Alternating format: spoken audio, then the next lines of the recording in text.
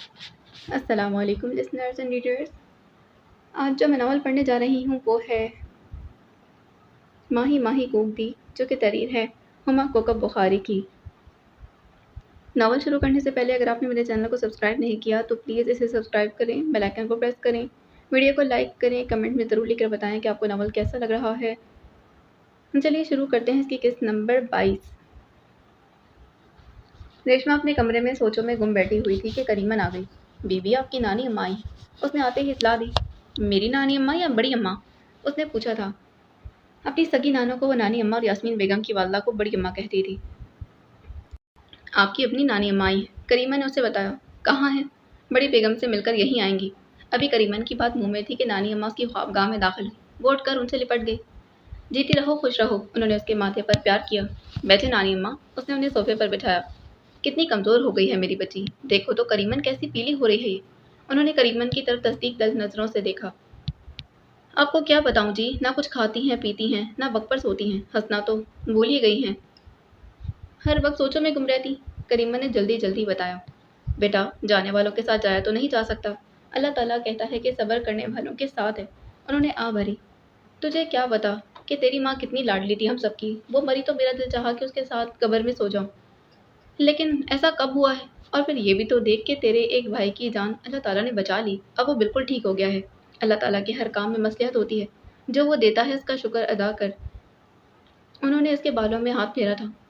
نانی اماں، میرے تو آنسو بھی خشک ہو گئے، اب رونا بھی نہیں آتا مجھے۔ کتنا روئے گی؟ انہوں نے اس کا سر اپنے کندھے سے لگا لی۔ دریا تو بہا دیے میری بچی نے۔ چھوڑے نانی اماں، آپ نے مجھے ہمیشہ بابا جان کی بیٹی سمجھا ہے، کبھی اپنی بیٹی کی بیٹی سمجھا ہوتا تو غیروں کی طرح 4-6 مہینے بعد ملنے نہ آتی، اور نانا جی ہیں تو وہ عید کے علاوہ کبھی مجھ سے ملنے ہی نہیں آتے۔ آپ کو یہ بھی احساس نہیں ہوتا کہ میں آپ لوگوں کو کتنا یاد کرتی ہوں؟ نہیں بیٹا، ایسا نہیں، انہوں نے اسے اپنے ساتھ لگا لیا۔ تجھے کیا پتا میں کتنا یاد کرتی ہوں تجھے، اتنا تو میں نے کبھی ماں بانوں کو بھی یاد نہیں کیا، کتنا تڑپتی ہوں تجھ سے ملنے کو، بس مجبوریاں راستہ روک لیتی۔ تجھے نہیں پتا نا کہ بیٹیوں کے سسرال جاتے ہوئے کیا کیا سوچنا پڑتا ہے۔ میں اور تیرے نانا جی تجھے اور ماں بانوں کو یاد کیے بغیر تو کھانا بھی نہیں کھاتے۔ میری 2 بیٹیاں تھیں، میں نے کبھی اللہ تعالیٰ سے شکوہ نہیں کیا کہ اس نے مجھے بیٹا نہیں دیا۔ سوچا کہ جس طرح میرا مولا خوش ہے، میں بھی اسی طرح خوش ہوں۔ دونوں بچیاں بیاہی گئیں اور ہم بڈھا بوڑھی اکیلے رہتے ہیں۔ پھر بھی شکوہ نہیں کیا اللہ تعالیٰ سے، مگر اب آخری عمر میں کبھی کبھی دل میں یہ خلش اٹھتی ہے کہ اگر مجھے اللہ تعالیٰ نے بیٹا نہیں دیا تو اس نعمت سے میری بیٹیوں کو ہی نواز دیتا۔ ریشما نے کریمن کی طرف دیکھا۔ کریمن، تم باہر جاؤ۔ جی اچھا بیوی، وہ باہر نکل گئی۔ نانی اماں، میرے دل پر بہت بوجھ ہے، میں کسی سے کچھ بھی نہیں کہہ سکتی۔ مجھے لگتا ہے یہ غبار کچھ دیر اور میرے اندر رہا تو شاید میں پاگل ہو کر ان دیواروں سے ٹکرانے لگوں گی۔ نانی اماں، مجھے بہت گھٹن ہو رہی، مجھے کہیں لے چلیں، یہاں سے بہت دور۔ ہوا کیا ہے میری چندا، میں ہوں نا تمہارے پاس، مجھ سے سب کچھ کہہ دو، دل کا بوجھ ہلکا ہو جائے گا۔ انہوں نے کہا۔ نہیں، آپ نہیں سمجھ سکتی، بہت گھٹن ہے یہاں، مجھے لے چلیں اپنے ساتھ، اس نے ملتجی لہجے میں کہا۔ نانی اماں نے اس کی آنکھوں میں دیکھا، ان شربتی آنکھوں میں بہت نیچے طوفان اٹھ رہے تھے۔ گھٹن اس لیے ہے کہ تم نے سب کچھ اپنے دل میں بند کر کے رکھا ہے، کسی سے کہہ دو تو سب گھٹن ختم ہو جائے گی۔ بانو آئی تھی نا نانی اماں، لیکن میں اسے مل ہی نہ سکی۔ وہ ہوتی تو سب کچھ اس سے کہہ دیتی۔ میں نے سوچا تھا کہ شاید وہ پھر آئے گی، لیکن وہ آئی ہی نہیں۔ اس کے امتحان تھے نا، کالج سے چھٹی بھی نہیں کر سکتی تھی، مجبوری نہ ہوتی تو ضرور آتی وہ۔ انہوں نے سمجھایا۔ اسے بلوا دیں خدا کے لیے، اس نے منت کرنے والے انداز میں کہا۔ ہاں بلوا دوں گی، آج جاتے ہی خط لکھ دوں گی، لیکن اسے آتے ہوئے کچھ وقت لگے گا، تب تک تم سب کچھ مجھ سے کہہ دو، یہ سمجھ لو کہ میں بانو۔ کیسے کہوں؟ اس نے چہرہ دونوں ہاتھوں میں ڈھانپ لی۔ مجھے نہ بتائے تو میں سمجھوں گی کہ تم مجھے غیر سمجھتی۔ انہوں نے ریشما کو جذباتی کرنے پر زور دیا تھا۔ پلیز ایسا مت کہیں۔ چند لمحے وہ خاموش رہی، پھر کسی غیر مرئی نقطے پر نظریں جما کر بولی۔ آپ کو پتہ ہے بھائی کو میں نے قتل کیا ہے۔ کیا؟ باولی تو نہیں ہو گئی؟ ٹھیک کہہ رہی ہوں نانی اماں، امداد بھائی کو میں نے قتل کیا ہے۔ انہوں نے دکھ سے ریشما کی طرف دیکھا۔ کتنا زیادہ صدمہ ہو گیا ہے میری بچی کو۔ دیکھو ریشما بیٹا، اس کی زندگی کی سانسیں اتنی ہی تھیں، تم نے اسے کچھ نہیں کیا، اس کی موت آئی تھی جسے کوئی بھی نہیں روک سکتا۔ انہوں نے اسے سمجھانے کی کوشش کی۔ چھوڑے نانی اماں، آپ کچھ نہیں سمجھے گی، بانو ہوتی تو سب سمجھ جاتی، وہ میری ہر بات سمجھ جاتی ہے۔ امداد بھائی کو میں نے گولیاں نہیں ماری، لیکن وہ میری وجہ سے قتل ہوئے۔ ایسے نہیں کہتے بیٹا۔ کیوں نہ کہوں، میں جھوٹ نہیں کہہ رہی۔ اس نے ان کی بات کاٹی۔ میں نے بانو کو خط نہ لکھا ہوتا تو شاید وہ زندہ ہوتے۔ کیا کہہ رہی ہوں؟ تم نے بانو کو کب خط لکھا؟ نانی اماں کچھ نہ سمجھی۔ جب میں نے اماں اور بابا کی باتیں سنی تھیں اس نے چند لمحے رک کر آواز کی لرزش پر قابو پانے کی کوشش کی۔ وہاں بابا جان کہہ رہے تھے کہ وہ زہرا کو اغوا کر لیں گے، وہ مارنا چاہتے تھے، قتل کرنا چاہتے تھے زہرا کو۔ میں نے یہ سب کچھ بانو کو لکھ دیا۔ پھر بانو کیا کر سکتی تھی؟ وہ اب تک نہیں سمجھی تھی۔ میں نے کہا تھا نا کہ بانو سے وہ انہیں سب کچھ بتا دے۔ وہ بولی، کسے بتا دے سب کچھ؟ انہیں۔ اس نے ہونٹ کاٹے۔ حیدر بابا کے بیٹے کو، وہ وہیں کالج میں پڑھتے ہیں بانو کے ساتھ۔ کیا؟ نانی اماں کا منہ کھلے کا کھلا رہ گیا۔ میں کیا کرتی نانی اماں، ایک طرف بھائی تھے اور دوسری طرف۔ اس کی آواز کانپ رہی تھی۔ تم جانتی ہو ریشما بیٹا کہ تم کیا کہہ رہی ہو؟ مجھے لگتا ہے کہ صدمے سے تمہارا دماغ الٹ گیا۔ وہ اس کی بات پر یقین کرنے کو تیار نہیں تھی۔ میں جھوٹ نہیں کہہ رہی نانی اماں۔ ان کی حویلی بچاتے ہوئے میں نے اپنے ہاتھوں سے اپنی حویلی میں آگ لگا دی۔ مجھے نہیں پتا نانی اماں کہ میں کس سے زیادہ محبت کرتی ہوں۔ میں چکی کے دونوں پارٹوں میں پس رہی ہوں نانی اماں، نہ بھائیوں کو کھونا چاہتی ہوں نہ انہیں۔ بھائیوں نے امداد بھائی کی میت پر کھڑے ہو کر ان کے زخموں سے رشتے خون اور میری آنکھوں سے بہتے آنسوؤں کو گواہ بنا کر قسم کھائی تھی کہ وہ انہیں جیتا نہیں چھوڑیں گے۔ انہیں ویسے ہی قتل کریں گے، وہیں قتل کریں گے جہاں اور جیسے امداد بھائی کو قتل کیا گیا۔ نانی اماں، میں اور کسی کو کھو نہیں سکتی، نہ بھائیوں کو نہ عبداللہ کو۔ میں سب سے محبت کرتی ہوں، میں کیا کروں؟ وہ دونوں ہاتھوں سے چہرہ چھپا کر رو پڑی۔ نانی اماں چند لمحے بے یقینی کے عالم میں اسے دیکھتی رہی، پھر اسے اپنے گلے لگا دیا۔ اس عرصے میں پیر صاحب نے ہر ایسے شخص کو سزا دی تھی جس پر انہیں مخبری کا شک بھی گزرا تھا، لیکن پھر بھی انہیں یہ علم نہ ہو سکا کہ سند کہاں سے لگائی گئی تھی۔ ریشما، یہ بات کسی سے مت کہنا، ان دیواروں سے بھی نہیں، وہ کانپتی آواز میں بولی۔ ریشما بدستور رو رہی تھی۔ بھول جاؤ اسے جو ہو چکا ہے۔ خواب میں بھی یہ سب یاد نہ کرنا۔ جیسے تو اپنے بھائیوں اور عبداللہ کو نہیں کھونا چاہتی، ویسے ہی زرینہ کے بعد میں تجھے نہیں کھونا چاہتی۔ ریشما، سن رہی ہے نا میری بات؟ مجھ سے کہہ دے جو کہنا ہے، لیکن کسی اور سے مت کہنا۔ تھوڑی دیر بعد جب وہ وہاں سے اٹھی تو ان کا دل بھی بہت بوجھل ہو رہا تھا۔ یاسمین بیگم کے کمرے میں داخل ہوئی تو وہ سیدھی ہو بیٹھی۔ آئیے ملانی جی، ملائی ریشما سے؟ جی ملائی۔ ہمارے لائق کوئی خدمت ہو تو بتائیے، یاسمین بیگم نے کہا۔ مجھے گناہ گار مت کریں، جو عزت آپ دیتی ہیں ہم اس کے قابل کہاں؟ نانی اماں بولی تھی۔ آپ ہماری ریشما کی نانی ہیں اور ہمارے لیے بہت قابل عزت ہے۔ آپ کی مہربانی ہے۔ پھر قدرے توقف کے بعد بولی، میں پیر صاحب سے مل سکتی ہوں؟ میں پتہ کرواتی ہوں کہ وہ کہاں ہیں، یہاں ہوئے تو آپ سے ملنے ضرور آئیں گے، یاسمین بیگم نے کہا اور ایک ملازمہ کو پیر صاحب کی تلاش میں بھجوا دیا۔ 5 منٹ میں ہی پیر صاحب اپنی خوابگاہ میں ان کے روبرو تھے۔ جی فرمائیے۔ ان کے الفاظ میں انکساری تھی، لیکن لہجے میں معمول کے مطابق حکم تھا۔ ایک درخواست تھی، اگر آپ قبول کر لیں تو آپ کا احسان کبھی نہیں بھولوں گی۔ نانی اماں نے کہا، کہیے، ہمارے بس میں جو ہوا ہم کریں گے۔ میں نے آپ سے کبھی کچھ نہیں مانگا پیر صاحب، آج اس امید سے آپ کے پاس آئی ہوں کہ خالی ہاتھ نہ لوٹوں گی، انہوں نے ملتجی انداز میں کہا۔ زرینہ میری بہت پیاری بیٹی تھی، لیکن آج وہ اس طرح یاد آ رہی ہے کہ دل غم سے پھٹا جا رہا ہے۔ جی چاہتا ہے پیر صاحب کہ ایک مرتبہ، صرف ایک مرتبہ ریشما کو اپنے ساتھ اپنے گھر لے جاؤں، اسے وہاں چلتے پھرتے اٹھتے بیٹھتے ہنستے بولتے دیکھوں، اس کے بالوں میں تیل لگاؤں، اس کے ساتھ بیٹھ کر اتنی باتیں کروں کہ برسوں کی تشنگی مٹ جائے، یوں لگے جیسے میری زرینہ زندہ ہو گئی۔ صرف ایک مرتبہ پیر صاحب۔ آنسو ان کی جھریوں بھرے چہرے کو بھگونے لگے۔ پیر صاحب نے ان کی بات سنی اور ملائمت سے بولے، ہم آپ کے جذبات سمجھتے ہیں، لیکن جو آپ چاہتی ہیں وہ ممکن نہیں۔ آپ یہاں جب بھی آنا چاہیں آئیں، ریشما سے جب ملنا چاہیں، ہمیں آپ کے آنے سے خوشی ہوگی، لیکن ہماری بیٹی اس گھر میں نہیں جا سکتی۔ اس کے علاوہ ہم آپ کے لیے اور کچھ کر سکیں تو ضرور بتائیں۔ نانی اماں نے دھندلی آنکھوں سے انہیں دیکھا تھا، پھر اوڑھنی کے پلو سے آنکھیں صاف کرتے سر جھکائے کمرے سے باہر نکل گئی۔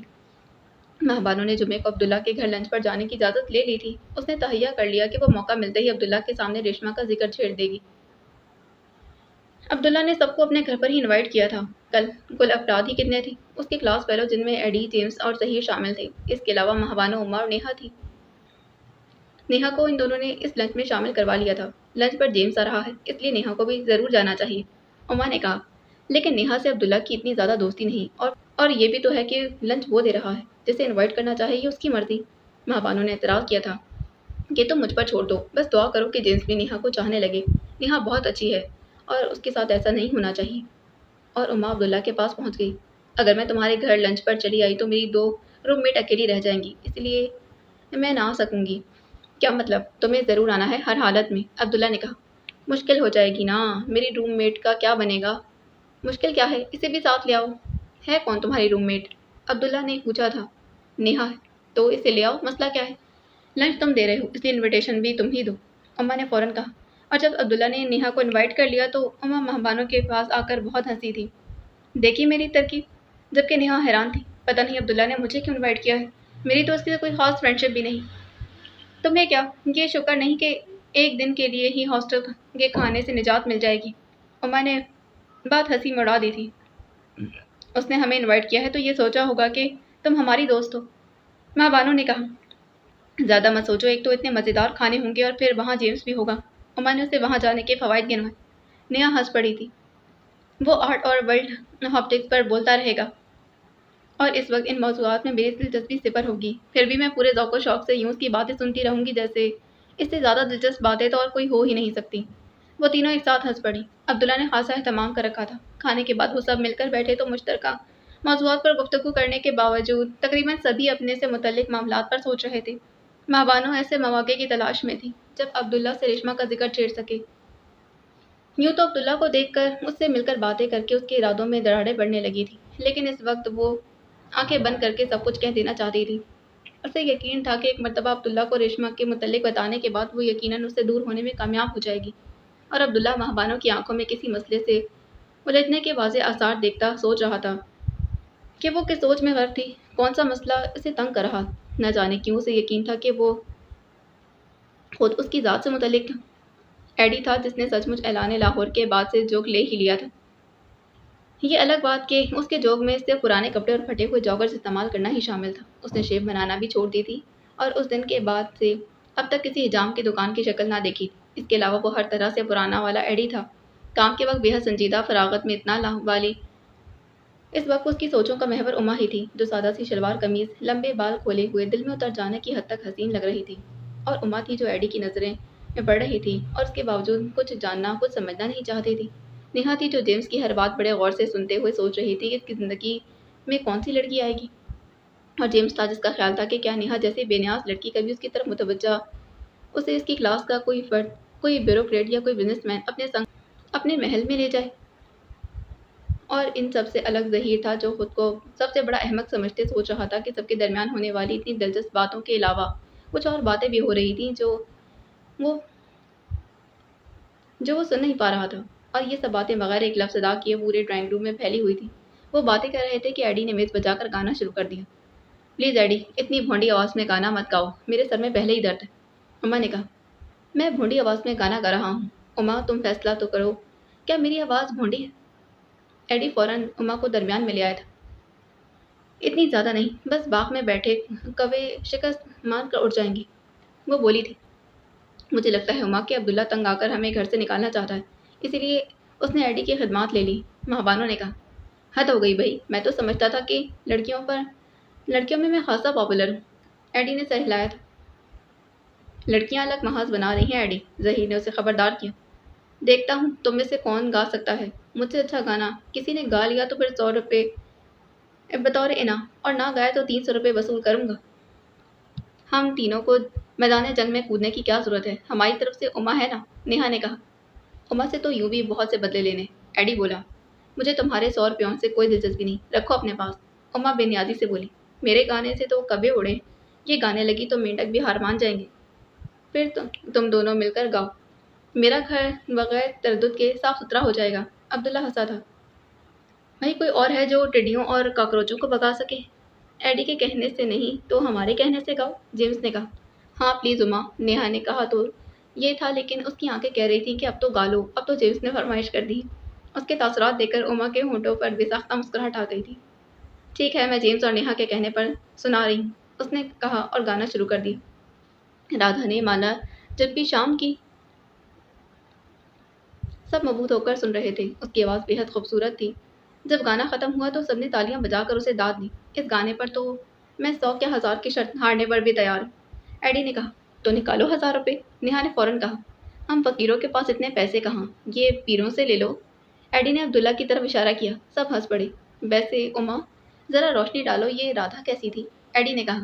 رادھا؟ وہ جیسے کھوسی گئی، بے حد حسین اور اس سے بھی زیادہ باوفا، یعنی ہر حسین اور باوفا عورت کو رادھے کہا جا سکتا ہے، ایڈی بولا تھا۔ رادھے کا مطلب کیا ہوتا ہے؟ نیہا نے دریافت کیا۔ رادھا جیسی، اما بولی، پھر اٹھ کھڑی ہوں، تم لوگ باتیں کرو، میں دیکھوں کہ عبداللہ کا باغ کیسا ہے۔ وہ پھر سے باتوں میں مصروف ہو گئے اور اما باہر نکل آئی۔ موسم بے حد خوبصورت ہو رہا تھا، دھوپ تھی لیکن اس کی شدت نہیں تھی۔ हल्की हल्की हवा चल रही थी जिससे मौसम खुशगवार हो रहा था। बरामदे की सीढ़ियों पर बैठकर चेहरा हाथों के प्याले में टिकाए वो सामने लॉन की तरफ देख रही थी जहाँ फूल और हवा मचोली खेल रहे थे। उसका जहन एडी की तरफ ही था। इस तरह बैठे पता भी ना चला कि कितनी देर गुजर गई कि पीछे से एडी की आवाज़ आई थी, देवी जी। वो चौंक गई, लेकिन ये बात एडी पर जाहिर नहीं की, सुनी अनसुनी करके वैसे बैठी रही। देवी जी, उसने फिर पुकारा। वो उसे चंद कदम के फासले पर उसके पीछे ही खड़ा हो गया। उमा ने इस मर्तबा भी उसे नज़रअंदाज कर दिया। राधे, उमा को जैसे करंट लगा, वो एकदम पीछे मुड़ी थी। एडी, फिर मुझे कभी राधे मत कहना। वो उसके बराबर आ बैठा। क्यों? क्योंकि मैं राधे नहीं बनना चाहती। मुझ में इतना हौसला नहीं। जानते हो राधा के साथ क्या हुआ था? एडी उसके चेहरे पर उभरने वाले इज़्तिराब को खामोशी से देख रहा था। वो जानता था कि राधा के साथ क्या हुआ था। कृष्णचंद्र ने लिखा था, कृष्ण जी ने वृंदावन की गोपियों से वादा किया था कि वो एक बार फिर वृंदावन आएंगे और हर गोपी के घर का दरवाज़ा 3 मरतबा खटखटाएंगे। जिस घर में रोशनी होगी, जो गोपी दरवाज़ा खटखटाने पर उनका खैर मुकदम करेगी, वो उसी के इश्क को सच्चा जानेंगे। इस बात को कई बरस बीत गए।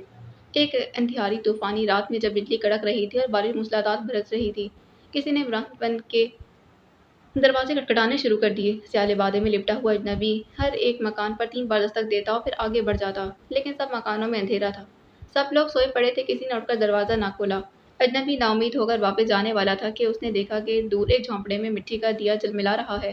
वो झोंपड़े की तरफ तेज तेज कदमों से बढ़ा, लेकिन उसे दरवाज़ा खटखटाने की ज़रूरत ही महसूस ना हुई, क्योंकि दरवाज़ा खुला था। झोंपड़े के अंदर दिए की रोशनी के सामने राधा बैठी थी। अपने महबूब के इंतजार में राधा के सर के बाल सफ़ेद हो चुके थे, चेहरे पर लातादाद झुर्रियाँ थीं। कृष्ण जी ने क्लोगीर लहजे में कहा, राधा मैं आ गया। लेकिन राधा खामोश बैठी रही, दिए की लौ की तरह दिए की लौ की तरफ तकती रही। राधा मैं आ गया, कृष्ण जी ने चिल्लाकर कहा। लेकिन राधा ने कुछ ना देखा ना सुना। अपने महबूब की राह तकते तकते उसकी आंखें अंधी हो चुकी थीं और कान बहरे। जिंदगी से परे, मौत से परे, इंसाफ से परे। उमा, तुम्हें इतना इंतजार नहीं करना पड़ेगा, एडी ने कहा। उमा ने एक नज़र उसे देखा और फिर उठकर अंदर चली गई। पूरी कोशिश के बावजूद महाबानों को अब्दुल्ला से बात करने का मौका नहीं मिला था। ज़ैनी और सब्त हसन के फाइनल एग्जाम्स हो चुके थे और पढ़ाई की तरफ से बिल्कुल फरागत थी। तकरीबन सारा दिन ही इनका इकट्ठे गुजरता। तुम गांव कब जाओगे? ज़ैनी ने सब्त हसन से पूछा। जब तुम जाओगी। बाबा जान ने बताया ही नहीं कि कब लेने आएंगे मुझे, और लेने भी आएंगे या नहीं, क्या पता मुझे यहीं रहना पड़े। अब्दुल्ला भाई से कोई बात हुई? नहीं, वो भी कॉलेज में मसरूफ़ हो गए हैं। अभी भी नहीं पता। उन्हें भी नहीं पता। कह रहे थे कि बाबा जान को फ़ोन करेंगे, वो बोली थी। छोड़ो इन बातों को, भूख लग रही है, कुछ खाना चाहिए, सब ने कहा था। हाँ चलो, अंडों का हलवा बनाते हैं। जैनी उठ खड़ी हुई। अंडों का भी सत्यानाश होगा और भूख भी वैसी ही रहेगी। तुम्हें अंडों का हलवा बनाना कब आता है? सीखने से ही आएगा ना। तुम भी मेरी मदद करोगे? चलो उठो, वो बोली थी। दोनों किचन में चले आए थे। आज इस असूल पर हलवा बनेगा कि try again and spoil as many eggs as you own. सब हसन ने ऊंचे वॉल्यूम में डेक लगा लिया था। घर में बॉन्सबी की आवाज़ फैल गई थी। गेट से हैदर अली शाह की गाड़ी अंदर दाखिल हुई। गाड़ी से उतरते ही उन्हें एहसास हुआ कि घर में खासा हंगामा बरपा था। गानों की आवाज़ बाहर तक आ रही थी। बेल देने की जरूरत नहीं थी, दरवाज़ा खुला था। वो अंदर दाखिल हो गए। थोड़ा सा आगे बढ़े, किचन से आवाज़ें आ रही थी। वहीं दरवाजे से कुछ परे रहते हुए अंदर का मंजर बासानी देखा जा सकता था। जैनी और सब्त हसन कुछ पकाने की कोशिश में मसरूफ़ थे। गाने ऊंची ऊंची आवाज़ में लगे हुए थे। जैनी अंडा तोड़कर फ्राई पैन में डालने लगी कि सब चिल्लाया, पीछे हटो, दुश्मन का अटैक आ गया है। घबराकर जैनी के हाथ से अंडा फर्श पर गिर गया था। कौन से दुश्मन का अटैक? उसने हैरत से उससे पूछा। भाई, घी छींटे उड़ा रहा था, सब हसन ने कहा। जैनी किलकिलाकर हंस पड़ी। और ये जो फर्श पर नक्शो निगार बने हैं, अब इन्हें कौन साफ करेगा? तुमसे बने हैं, लिहाजा तुम ही साफ करोगी, मैं क्यों करूँ? वो साफ मुकर गया। तुम्हारी गलती से अंडा गिरा है, वो जोर देकर बोली। मेरी गलती से नहीं, तुम्हारी हमाकत से गिरा है। वो भी उससे ज़्यादा जोर से बोला था। तो पता है क्या सब? क्या? हम दोनों ही साफ नहीं करेंगे, ये सलीमा साफ करेगी। वो दोनों हाथ पर हाथ मारकर हंस पड़े। उसी वक्त सब हसन की निगाह दरवाजे में खड़े हैदर अली शाह पर पड़ी। उसकी हंसी वहीं रुक गई थी। वाज़ेह तौर पर उन्हें दोनों की बेतकल्लफ़ी अच्छी ना लगी थी। तुम्हें सांप क्यों सूंघ गया? जैनी ने उसकी निगाहों के ताक़ुब में देखा। बाबा जान। एक लम्हे को वो झिझकी, फिर दौड़कर उनसे लिपट गई। आपने आने का बताया ही नहीं। सब हसन भी उनके करीब आ गया। उन्होंने उसके सर पर हाथ फेरा, लेकिन उनके अंदाज में सर्द महरी थी। बाबा जान, ये सब हसन है, जैनी ने झिझक कर बताया था। उनके तासुरात उसने भी भांप लिए थे। मैं जानता हूँ, वो बोले। और अब बेटा, आप जल्दी से तैयार हो जाएं, हमें आज ही गांव जाना है। दोनों ने कनखियों से एक दूसरे की तरफ देखा। जी बाबा जान। वो अंदर की तरफ मुड़ गई। आपके पर्चे कैसे हुए? हैदर बाबा ने सबसे पूछा। अच्छे हो गए। वे कदर तौक़ुफ़ से बोला। मैं चलता हूँ अब। ٹھیک ہے، وہ نے خدا حافظ کہہ کر باہر نکل آیا۔ تم نے عبداللہ سے ذرا سا ذکر بھی نہیں کیا؟ عمر نے ماہبانوں سے پوچھا۔ موقع ہی نہیں ملا، اتنے لوگوں کے درمیان کیسے کہہ دیتی؟ وہاں جیمز اور ظہیر بھی تھے، یقیناً ان کے سامنے ریشما کا ذکر اچھا نہ لگتا۔ پھر عمر نے کہا، اس نے لنچ پر بلایا ہے زنہار میں وہ چاہتا ہے کہ میں جائزہ لے لوں وہاں کا، اور کوئی اور وہاں کوئی سرمکس کی ایگزیبیشن کرواؤں۔ تم جا رہی ہو پھر؟ جانا ہی پڑے گا، ایک تو اس لیے کہ میں واقعی دیکھنا چاہتی ہوں کہ وہاں ایگزیبیشن کس طرح کامیاب رہے گی، آج کل وہاں کپڑوں کی نمائش لگی ہے۔ دوسرے کہ وہاں صرف میں اور عبداللہ ہوں گے، اسی لیے ریشما کے متعلق بات کرنے میں کوئی مسئلہ نہیں ہوگا۔ مہبانوں نے کہا، چلو ٹھیک ہے، لیکن اپنا ذہن پہلے ہی بنا کر جانا کہ کہیں سوچتی رہو کہ کیا کہو گی اس سے۔ یہ تو ہے، مہبانوں بولی تھی۔ ویسے اس نے کہا تو پہلے بھی تھا کہ وہ الگ سے مجھے لنچ دے گا، لیکن بہت غور کرنے کے بعد میں نے سوچا کہ اس نے بلایا تب بھی نہیں جاؤں گی، پر اب تو جانا ہی ہوگا۔ زنہار میں داخل ہو کر مہبانوں نے عبداللہ کی تلاش میں نظریں دوڑائی تھیں۔ میرون چنری کی کرتا شلوار میں بڑا سا گوٹے کا کام کا دوپٹہ اوڑھے وہ بہت کھلی کھلی لگ رہی تھی۔ یہاں اپنے کان کے قریب عبداللہ کی آواز سن کر وہ چونک گئی۔ تم نے تو مجھے ڈرا دیا۔ آؤ، وہ دونوں ایک میز پر آ بیٹھے۔ میرے کو آرڈر دے کر اسے متوجہ ہوں۔ مجھے تمہیں ایک بہت مزیدار بات بتانی تھی، اور مجھے تم سے ایک بہت دلچسپ بات کہنی تھی۔ وہ بولا، دلچسپ بات؟ کیا بات ہے؟ تم مزیدار بات بتاؤ، پھر میں اپنی دلچسپ بات بتاؤں گا۔ اس نے کہا، میری بات تو بہت لمبی ہے اور میری بہت مختصر، تو پھر پہلے تم دلچسپ بات بتا دو۔ ماں بانو نے ماتھے پر آئے بال پیچھے کیے۔ جو میں کہنے لگا ہوں وہ بات دن میں ہزاروں لوگ ایک دوسرے سے کہتے ہیں، بہت عام سی بات ہے، لیکن ہر کہنے والے کے لیے یہ نئی اور خوبصورت ہوتی۔ ماں بانو کا چہرہ پھیکا پڑ گیا، وہ عبداللہ کو روکنا چاہتی تھی لیکن الفاظ کہیں گم ہو گئے۔ بانو، میں تم سے محبت کرنے لگا ہوں، عبداللہ نے کہا۔ چند لمحے تو ماں بانو بالکل گنگسی اسے تکتی رہ گئی۔ تمہیں معلوم ہے عبداللہ کہ تم کیا کہہ رہے ہو؟ ہاں مجھے معلوم ہے، میں نے بہت سوچ سمجھ کر یہ بات کہی ہے، اور کہنے کا مرحلہ تو بہت بعد میں آیا ہے۔ میں نے اچھی طرح اپنے محسوسات کو پڑھا ہے، پھر تم سے کہا ہے۔ پھر یقیناً تمہیں یہ علم نہیں ہوگا کہ ریشما میری بہن ہے۔ میں اتنا بے خبر نہیں ہوں جتنا تم مجھے سمجھتی، وہ بولا تھا۔ یہ تم کہہ رہے ہو عبداللہ؟ تم نے کیسے سوچ لیا کہ میں اپنی بہن سے اس کی خوشیاں چھین سکتی ہوں، اسے دکھ دے سکتی ہوں؟ میں صرف اتنا جانتا ہوں کہ ریشما کے لیے میں نے کبھی کچھ بھی محسوس نہیں کیا۔ یہ میری زندگی ہے جس کے فیصلے میری مرضی کے بغیر کرنے کا کسی کو کوئی اختیار نہیں۔ ایک تو بچپن کی منگنی، اور پھر ایسی منگنی جس کی اب کوئی حیثیت نہیں رہی۔ اگر میں اس سے محبت کرتا تو آگ کے سمندر میں کود کر بھی اسے نکال لاتا، لیکن اب میں یہ حماقت کیوں کروں؟ پلیز عبداللہ، تم اس کے لیے سوچو تو، وہ تم سے بہت محبت کرتی ہے۔ ماں بانو کا انداز منت کرنے والا تھا۔ محبت تو تم بھی کرتی ہو، کیا جھوٹ کہہ رہا ہوں میں؟ اس نے ماں بانو کی آنکھوں میں آنکھیں ڈال کر کہا۔ ماں بانو نے نظریں چرا لی تھی۔ یہ میں کیسے بھول جاؤں کہ ریشما میری بہن ہے اور وہ تم سے محبت کرتی ہے؟ اصل مسئلہ یہ ہوا نا کہ تم ریشما کی وجہ سے پیچھا ہٹنا چاہتی، کیونکہ وہ میری بہن ہے۔ اس وقت سے بہن بہن کہہ رہی ہو اسے، وہ تمہاری بہن نہیں صرف کزن ہے۔ ہم دونوں سے اس کا ایک جیسا قریبی رشتہ ہے۔ اگر تمہاری خالہ کی بیٹی ہے تو میری تائی کی بیٹی ہے، نہ وہ میری بہن ہے نہ تمہاری، عبداللہ نے کہا۔ وہ مضطرب تھی، انگلیاں ایک دوسرے میں پھنسائے سوچ میں گم بیٹھی تھی۔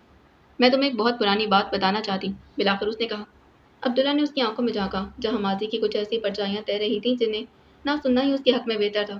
اس نے نفی میں سر ہلا دیا۔ میں کوئی پرانی بات نہیں سننا چاہتا۔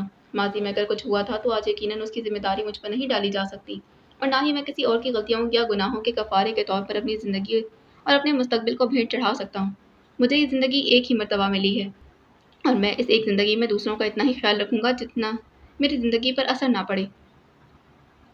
ٹو بی فرینک بانو، میں ایک عام سا انسان ہوں، کوئی پیغمبر یا ولی نہیں۔ مجھے صرف دوسروں کا ہی نہیں اپنا بھی خیال رکھنا ہے۔ میں اپنے سے قریب لوگوں کے لیے بڑی سے بڑی قربانی دے سکتا ہوں، لیکن کسی کے ماضی کا بوجھ اپنے کندھوں پر نہیں اٹھا سکتا۔ تم نے شروع سے ایک بالکل مختلف ماحول دیکھا ہے عبداللہ، اسی لیے تم وہ سب محسوس نہیں کر سکتے۔ میں پاگل ہو جاؤں گی ان حالات میں۔ اس نے ہونٹ کاٹے۔ عبداللہ خاموشی سے اس کے چہرے پر پھیلے اضطراب کا جائزہ لیتا رہا۔ میں ساری زندگی اس احساس جرم کے ساتھ نہیں گزار سکتی کہ ریشما کی محبت کے متعلق جاننے کے باوجود میں… اس نے بات ادھوری چھوڑی۔ تم خواہ مخواہ کے احساس جرم میں مبتلا ہو رہی، لیکن ظاہر ہے کہ کوئی تمہیں مجبور نہیں کر سکتا۔ میں تم سے محبت کرتا ہوں، کرتا رہوں گا۔ تم احساس جرم سے پیچھا چھڑا سکو تو مجھے اپنا منتظر پاؤ گی۔ ماں بانو نے دھندلی آنکھوں سے اس کی طرف دیکھا، بیگ کندھے پر ڈال کر کھڑی ہوگی۔ بانو، عبداللہ نے اس کے ہاتھ پر اپنا ہاتھ رکھ دی۔ میں یہ یقین چاہتا ہوں کہ ہم اب بھی پہلے کی طرح دوست ہیں۔ ماں بانو نے ٹیشو پیپر سے آنکھیں صاف کیں اور اس بات میں سر ہلا کر ریسٹورنٹ سے باہر نکل گئی۔ اپنے کمرے میں پہنچ کر اس نے دروازہ بند کیا اور دیوار سے ٹیک لگا کر بیٹھ گئی۔ اندر بہت غبار جمع ہو رہا تھا، آنسو آنکھوں سے نکلنے کو بے چین ہو رہے تھے، لیکن وہ رونا نہیں چاہتی تھی۔ بڑے سے خوبصورت گوٹا لگے دوپٹے کو دیکھ کر اسے خیال آیا کہ یہ سوٹ بھی تو اسے ریشما نے دیا تھا تاکہ عبداللہ کی نگاہ اس پر پڑے اور اس کی خوشبو اس میں رچ بس جائے۔ ماں بانو نے سوچا، ایسا کیوں ہو جاتا ہے؟ میں چاہوں تب بھی اس کی طرف کیسے بڑھ سکتی ہوں؟ میرے احساس جرم ایک دن مجھے پاگل کر ڈالے۔ ان اونچی بےحد مضبوط دیواروں کے بیچ ریشما صرف اس امید پر زندگی کے دن کاٹ رہی ہے کہ ایک نہ ایک دن عبداللہ اسے وہاں سے نکال لے جائے گا، اس کی محبت اسے مل جائے گی اور پھر سب کچھ ٹھیک ہو جائے گا۔ کاش سب کچھ ٹھیک ہو سکتا، لیکن زندگی اتنی آسان کب ہے؟ اور کیا پتا زندگی کیا ہے، ٹریجڈی ہے یا پھر ایک کامیڈی آف ایرر۔ ساری زندگی سر پر دوڑتے رہتے ہیں اور آخر میں حیرت سے پوچھتے ہیں کہ کون سی الجھن کو سلجھاتے ہیں ہم، اور پھر تھک کر بیٹھ جاتے ہیں، یہ سوچتے ہیں کہ مچ آؤٹ اباؤٹ تھنگ۔ اس دوڑ میں ہم میں سے کوئی ایک ہی جیت سکتا ہے، ریشما یا میں، اور میں یہ دوڑ جیتنا نہیں چاہتی۔ میرے ہٹ جانے سے شاید عبداللہ ریشما کی طرف بڑھ جائے، شاید کوئی معجزہ رونما ہو جائے، شاید۔ زنی نے گاؤں جانے کی تیاری کے دوران لاہور فون کیا۔ شاہ صاحب تو گھر پر نہیں، ملازم نے جواب دیا، لیکن آج تو چھٹی ہے، اس نے بیچارگی سے کہا۔ انہوں نے باہر لنچ پر جانا تھا، تھوڑی دیر پہلے ہی نکلے۔ اس نے ریسیور واپس کریڈل پر ڈال دیا تھا۔ بابا جان کے انداز کی سرد مہندی کی وجہ سے اسے اپنا دل ڈوبتا محسوس ہوا۔ وہ اپنے پلنگ پر بیٹھ گئی، کچھ سمجھ میں نہ آ رہا تھا کہ کیا کرے۔ بابا جان کا رویہ بہت مرتبہ دیکھا تھا اس نے، وہ تو سراپا شفقت اور محبت تھے۔ اب انہوں نے اسے ڈانٹا تھا، نہ ہی ایسے انداز میں بات کی تھی جس سے ناگواری کا احساس ہو۔ پھر ان کے رویے میں سرد مہری، یہ میں کیسے سامنا کروں گی بابا جان کا؟ اگر ان کا انداز ابھی ویسا ہوا تو میرا تو دم ہی نکل جائے گا۔ پتہ نہیں میرے چلے آنے کے بعد انہوں نے سب کو کیا کہا ہوگا، شاید ڈانٹا ہو، شاید مجھ سے ملنے سے منع کیا ہو۔ ایسا ہوا تو پھر کیا ہوگا؟ جو کچھ نہ سوچا تو اس نے سب حسن کا نمبر ڈائل کیا۔ دوسری طرف فون اسی نے اٹھا لیا تھا۔ تمہیں بابا جان نے ڈانٹا تو نہیں؟ اس نے چھوٹتے ہی پوچھا تھا۔ نہیں۔ اف اللہ، میری سمجھ میں نہیں آ رہا کیا کروں۔ بھائی کو لاہور فون کیا ہے لیکن وہ گھر پر نہیں ہے، ورنہ وہ بابا جان سے بات کر لیتے۔ اب اس وقت کیا بات کروں گی ان سے؟ ابھی خاموشی سے ان کے ساتھ چلی جاؤ، گاؤں جا کر بھائی سے فون پر بات کر لینا، وہ سنبھال لیں گے معاملہ، وہ بولا تھا۔ لیکن اگر بابا جان نے راستے میں ہی کچھ پوچھ لیا تو؟ نہیں پوچھیں گے، بے فکر رہو، سب حسن نے کہا۔ تمہیں کیسے پتا؟ میں اپنے خاندان کے لوگوں کا مزاج جانتا ہوں، پھر بھی اگر پوچھ لیا تو کیا کروں گی؟ اس کے انداز میں گھبراہٹ تھی۔ میں جو کہہ رہا ہوں کہ نہیں پوچھیں گے، اور اگر پوچھ لیا تو بتا دینا انہیں، آخر عبداللہ بھائی بھی تو بات کی تھی نا، وہ میرے بھائی ہیں، میرے دوست ہیں، لیکن بابا جان تو میرے بابا ہیں نا، ان سے اس انداز میں بات نہیں کر سکتی جیسے بھائی سے کی تھی۔ قسم سے سب مجھے بہت رونا آ رہا ہے، تم خواہ پریشان ہو رہی ہو، اور بات بے بات رونا تمہاری پرانی عادت ہے۔ میں بتا رہا ہوں تمہیں کہ وہ براہ راست تم سے بات نہیں کریں گے جب تک یہ بات ناگزیر نہ ہو جائے۔ اچھا، اس نے کہا، پھر قدرے توقف سے بولی، تمہیں یقین ہے نا کہ وہ نہیں پوچھیں گے؟ 100% یقین ہے۔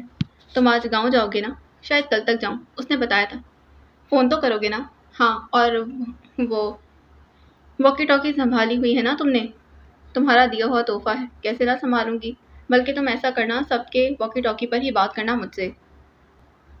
اب تم تیار ہو جاؤ پلیز، یہ رونے دھونے کا پروگرام شروع مت کر دینا۔ اب تو میں تیار ہو جاؤں گی، لیکن پتہ ہے کیا؟ کیا؟ اس نے پوچھا تھا۔ نہ میرا دل یہاں رہنے کو چاہ رہا ہے اور نہ ہی یہاں سے جانے کو۔ میری اتنی زیادہ خواہش تھی کہ گاؤں جانے کی، اپنی حویلی، اپنے گھر، اپنے ماحول، اپنے اماں بابا جان کے پاس، مگر جب سوچتی ہوں کہ تم سے اتنی دور ہو جاؤں گی تو پھر میرا یہاں سے جانے کو دل ہی نہیں چاہتا۔ یہی زندگی ہے میرے لیے، کب آسان ہے کہ میں تم سے دور رہوں، لیکن یہ وقتی سی بات ہے، سب ٹھیک ہو جائے گا انشاءاللہ۔ حیدر علی شاہ ڈرائنگ روم میں بیٹھے ایک رسالے کی برگردانی کر رہے تھے جب دیدی ان کے پاس آئی۔ آپ نے یاد کیا تھا؟ انہوں نے رسالہ رکھ دیا۔ تشریف رکھیں آپ، وہ بیٹھ گئیں۔ حیدر علی نے زہرہ زینب سے براہ راست کچھ نہیں پوچھا تھا، انہوں نے دیدی سے ساری تفصیلات معلوم کر لی تھی۔ آپ کو دونوں بچیوں کی گورننس بنایا تھا، مگر آپ نے تب تک مجھے سب حسن کے متعلق انفارم نہیں کیا، جب تک کہ میں نے آپ سے پوچھ نہیں لیا۔ آپ نے زینی کو روکنے یا سمجھانے کی کوشش نہیں کی؟ پہلے تو میں آپ کو یہ بتا دوں شاہ صاحب کہ میں بہرحال ایک ملازمہ ہوں، آپ لوگوں کی بھی اور بچیوں کی بھی۔ زینی نہیں چاہتی تھی کہ میں آپ کو سب کے بارے میں بتاؤں، وہ یہ بات آپ کو خود بتانا چاہتی تھی۔ میں یہ سوچ کر خاموش رہی کہ ہم دونوں کے بتانے کا انداز مختلف ہوگا۔ میرے خیال میں بہتر یہی تھا کہ یہ بات آپ کو زینی یا گڑیا میں سے ہی کوئی بتائے۔ مجھے نہیں معلوم کہ کیسے چھوٹے شاہ صاحب کو اس بات کا علم ہو گیا، وہ یہاں آتے رہتے تھے، سب بھی آیا کرتا تھا۔ مجھے نہیں پتا کہ دونوں بہن بھائیوں اور سبت حسن کے درمیان کیا بات چیت ہوئی۔ انہوں نے مجھے شامل کرنا مناسب نہیں سمجھا، اور مجھے بھی اچھا نہیں لگا کہ اس بات کو کرے دوں۔ آپ کو یاد ہے بی بی کہ آپ جب ملازمت لینے آئی تھی تو میں نے آپ سے کہا تھا کہ میری صرف ایک ریکویسٹ ہے کہ بچیوں کی دیکھ بھال اس طرح کی جائے جس طرح ایک ماں کرتی۔ حیدر علی شاہ نے کہا تھا۔ پتہ نہیں آپ کیا کہنا چاہتے ہیں، شاید یہ کہ میں نے بچیوں کو اچھی طرح سے دیکھ بھال نہیں کی، حالانکہ خدا گواہ ہے کہ میں نے دانستہ کبھی کوئی کوتاہی نہیں کی۔ سب کے سلسلے میں بھی میں نے زینی سے تفصیلی بات کی تھی اور زینی نے کہا کہ دیدی ہم آپ کو شکایت کا موقع نہیں دیں گے۔ معاف کیجیے شاہ صاحب، آپ بچیوں کو دنیا سے الگ تھلگ نہیں رکھ سکتے، نہ ہی میں سمجھتی ہوں کہ یہ بچیوں کے لیے کوئی اچھی بات ہو سکتی ہے۔ میں نے بچیوں کی دیکھ بھال ماں کی طرح ہی کی ہے، لیکن شاید میں ایک مختلف ماں ہوں، قدرے لبرل اور قدرے آزاد خیال، اور آپ کے گھرانے کے متعلق بھی میں یہی سمجھتی رہی۔ میں بھی اتنا تنگ نظر نہیں ہوں بی، لیکن یہ ضرور چاہتا ہوں کہ اپنی اولاد خاص طور پر بیٹیوں کے بارے میں باخبر ہوں۔ یہ میری غلطی ہے، شاید میں معاملات کو صحیح طور پر جج نہیں کر سکی۔ اینی وے، اب تو جو ہونا تھا سو ہو گیا، اب زینی سے کہیے کہ وہ بس ضروری سامان لے کر آ جائے، باقی سب کچھ تو بعد میں آتا رہے گا۔ جی بہتر۔ دیدی اٹھ کر ڈرائنگ روم سے باہر نکل گئی۔ ان کی گفتگو کے دوران ڈرائنگ روم کی ایکسٹینشن پر 2 مرتبہ نمبر ڈائل کرنے کی آوازیں ابھری تھیں۔ انہوں نے ایک نظر فون کی طرف دیکھا اور پھر دوبارہ رسالہ اٹھا لیا۔ تھوڑی ہی دیر بعد فون رکھنے کی آواز ابھری تھی۔ وہ چائے پی رہے تھے جب زینی سفری بیگ کندھے پر رکھے کمرے سے باہر نکلی۔ بابا جان میں تیار ہوں، اس نے نظریں جھکائے کہا۔ تو پھر چلیں۔ وہ اٹھ کھڑے ہوئے۔ دونوں ساتھ ساتھ چلتے باہر نکل آئے۔ زینی نے ایک نظر ہٹ پر ڈالی، کتنی ہی یادیں تازہ ہو گئی تھی۔ بیٹھو بیٹا۔ وہ چونک گئی۔ جی۔ پھر گاڑی میں بیٹھتے بیٹھتے رک گئی۔ بابا جان ہم لاہور میں بھائی کے پاس رکیں گے نا؟ اس نے ملتجی انداز میں پوچھا۔ حیدر علی نے دیکھا زینی کی آنکھیں سرخ ہو رہی تھیں جیسے رو کر آئی ہو یا رونے والی۔ بہت تھوڑی دیر کے لیے۔ گاؤں میں آپ کی اماں جان بہت بے چینی سے آپ کا انتظار کر رہی ہیں، انہوں نے کہا۔ وہ گاڑی میں بیٹھ گئی۔ بابا جان بھی اس کے ساتھ پچھلی سیٹ پر بیٹھ گئے تھے۔ ڈرائیور گاڑی سڑک پر لے آیا تھا۔ ان کی گاڑی جانے پہچانے راستوں کو چھوڑتی آگے بڑھتی جا رہی تھی اور زینی کا دل بھرا رہا تھا۔ ہر پل کے ساتھ وہ آگے ہی آگے بڑھ رہے تھے۔ وہ اونچے راستے جہاں وہ اور سب واک کیا کرتے تھے، وہ جگہ جہاں سب نے اس کی تصویر کھینچی تھی، وہ درخت جس کے تنے پر بیٹھ کر وہ دنیا جہان کی باتیں کرتے تھے، مال روڈ کی وہ دکان جہاں سے وہ اسٹرابری کے ڈبے خرید کر اسے گفٹ کیا کرتی تھی، سب پیچھے رہ گیا تھا۔ اس نے بہت ضبط کرنا سیکھ لیا تھا، لیکن بالکل اچانک سب کچھ چھوڑ جانے کے خیال سے اس کی آنکھیں دھندلا گئی تھیں۔ سب سے زیادہ دکھ تو اس بات کا تھا کہ وہ ڈرائنگ روم میں لگی اپنی بڑی سی تصویر نہیں لا سکی تھی۔ میری بیٹی رو رہی ہے؟ حیدر علی نے اس کی طرف دیکھا اور اس کا سر اپنے کندھے سے لگا لیا تھا۔ کچھ نہیں بابا جان، مجھے یوں ہی رونا آ گیا تھا۔ اس نے سختی سے اپنی آنکھیں رگڑ لی۔ یہ کیا، میری بیٹی اتنی پیاری آنکھوں کے ساتھ یہ ظلم کرتی ہے، یہ تو اچھی بات نہیں۔ ان کی بات سن کر وہ اور زیادہ رو پڑی اور بالآخر ان کے کندھے سے سر ٹکا کر نہ جانے کب سو گئی تھی۔ لاہور پہنچنے تک رات ہو چکی تھی۔ عبداللہ کو ان کے آنے کی خبر ہوئی تو وہ اپنے بیڈ روم سے باہر نکل آیا۔ ابھی کچھ پہلے ہی تو اس کی آنکھ لگی تھی۔ بھائی، اسے دیکھتے ہی زینی دوڑ کر اسے لپٹ گئی۔ کیسی ہو؟ لگتا ہے موڈ کچھ بگڑا ہوا ہے، کیا بات ہے؟ میں نے آپ کو فون کیا تھا، کہاں تھے آپ؟ اس نے چھوٹتے ہی شکوہ کیا۔ میں باہر لنچ پر گیا تھا اور جیسے ہی مجھے تمہارے فون کا پتہ چلا میں نے تمہیں رنگ بیک کیا تھا، لیکن وہاں سے معلوم ہوا کہ تم کام کے لیے چل پڑی۔ تم دونوں بہن بھائی یہیں ایک دوسرے کی ایکسپلینیشن کال کرتے رہو گے، کہیں بیٹھنے کا ارادہ نہیں ہے؟ بابا جان نے کہا۔ I am sorry. زینی کو یہاں دیکھ کر اتنا اچھا لگا کہ باقی سب تو بھول ہی گیا۔ آئیں لاؤنج میں آ جائیں۔ وہ تینوں لاؤنج میں آ گئے تھے۔ آپ لوگوں نے کھانا تو نہیں کھایا ہوگا؟ عبداللہ نے کہا۔ مجھے بھوک نہیں ہے، زینی بولی تھی۔ تم کھانے سے انکار کر دو، میں مان ہی نہیں سکتا۔ ویسے اسٹرابری کے ڈبے بھی پڑے ہوئے ہیں۔ میں نے کچھ نہیں کھانا، مجھے رونا آ رہا ہے بہت زیادہ۔ یہ دیکھ بہن، میں ہاتھ جوڑتا ہوں۔ عبداللہ نے سچ مچ اس کے سامنے ہاتھ جوڑ دیے۔ رونا مت پلیز، مجھ میں ہمت نہیں ہے کہ میں تمہیں چپ کروا سکوں۔ اور یوں بھی زینی اگر کبھی آئینے کے سامنے کھڑی ہو کر رو تو تمہیں اندازہ ہوگا کتنی بھیانک لگتی ہو روتے ہوئے۔ بلکہ ایک مرتبہ تو یہ تجربہ کر ہی لو، آئندہ کبھی نہیں روگی۔ میں بھیانک لگتی ہوں بھائی؟ بابا جان، بھائی مجھے بدصورت کہہ رہے ہیں، میں کوئی بدصورت ہوں؟ وہ ان کی طرف مڑی۔ میری بیٹی کو کوئی بدصورت کہہ کر تو دیکھے، اتنی پیاری ہے میری زینب، بابا جان نے پیار سے کہا۔ بس سن لیا، بدصورت ہوگی آپ کی ہونے والی بیوی، آپ کی منگیتر، میں کیوں ہونے لگی بدصورت؟ اور پتہ ہے سب بھی کہتا ہے۔ تیزی سے بولتے بولتے وہ اچانک رک گئی تھی، کنکیوں سے بابا جان کی طرف دیکھا جو بظاہر سگار سلگانے میں مصروف تھے۔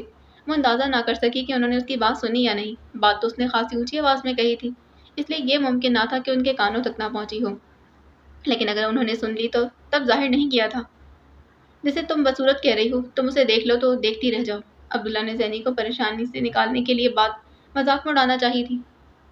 سچ بھائی، ریشما بھابھی بہت خوبصورت ہے، اس نے پلکیں جھپکائے حیرت سے پوچھا تھا۔ سب حسن بھی کہتا ہے۔ اس نے پھر بات ادھوری چھوڑ دی۔ اس کی بات سب حسن کے ذکر کے بغیر پوری نہ ہوتی تھی۔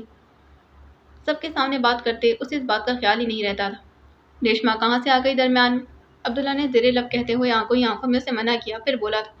میں ملازم سے کھانے کے لیے کہتا ہوں، بھوک ہے یا نہیں؟ تمہیں کھانا تو پڑے گا۔ وہ حیرت سے عبداللہ کی طرف دیکھ رہی تھی۔ بہن کو کھانا کھلا دو تاکہ پھر ہم نکلیں۔ اس نے ملتجی انداز میں بھائی کی طرف دیکھا۔ وہ عبداللہ سے بات کرنا چاہتی تھی جو اس طرح کرنا ممکن نہیں تھا۔ اتنا لمبا سفر کر کے آئی ہے زینی، آپ لوگ رات کو آرام کریں، صبح نکل جائیں۔ عبداللہ نے کہا، تمہاری اماں جان انتظار کر رہی ہیں؟ وہ بولے تھے، انہیں فون کر کے بتا دیں کہ آپ لوگ صبح چلیں گے۔ زینی پہلی مرتبہ اس گھر میں آئی ہے، اسے گھر تو دیکھ لینے دیں، جلدی کیا ہے آپ کو جانے کی؟ پہلی مرتبہ نہیں، دوسری مرتبہ بھائی۔ پہلی مرتبہ جب آئی تھی تو بہت چھوٹی تھی، پھر بھی مجھے بیڈ روم یاد ہے، یہ لاؤنج اور ڈرائنگ روم بھی یاد ہے، اور پیچھے جھولے لگے ہوئے تھے وہ بھی یاد ہے۔ بڑی اچھی یادداشت ہے تمہاری۔ عبداللہ ہنسا تھا۔ آپ سمجھ رہے ہیں کہ میں مذاق کر رہی ہوں؟